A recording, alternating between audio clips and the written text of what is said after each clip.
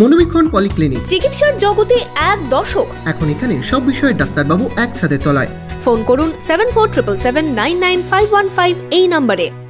ভগবানগোলার নওদাপাড়া এলাকায় বাবাকে খুনের অভিযোগ ছেলের বিরুদ্ধে। বৃহস্পতিবার দুপুরে বাড়িতে ঢুকে হামলা চালানো হয়। মুর্শিদাবাদ মেডিকেল কলেজ হাসপাতালে মৃত্যু হয় আমিনুল ইসলামের। ভগবানগোলার নওদাপাড়া এলাকায় ভয়ঙ্কর কাণ্ড ঘটালো ছেলে। বাবাকে কুপিয়ে খুনের অভিযোগ ছেলের বিরুদ্ধে। জানা গেছে, নওদাপাড়া এলাকার বাসিন্দা আমিনুল ইসলামের প্রথম স্ত্রী মারা যাওয়ার পর তিনি আবার বিয়ে করেন। দ্বিতীয় পক্ষের স্ত্রীর কাছেই থাকতেন তিনি।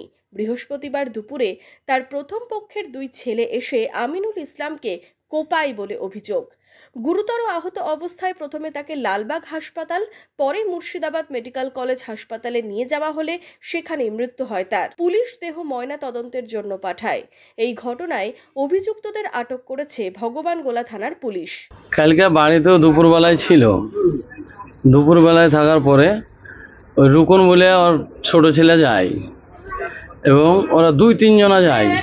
3 জনাই ছিল, আমি দেখেছি 3 জনাকে যায়। আমি দৌড়ে যাওয়ার পরে 3 জনে যায় আমার ভাইকে ওরা কবিয়া কেটে ফেলে।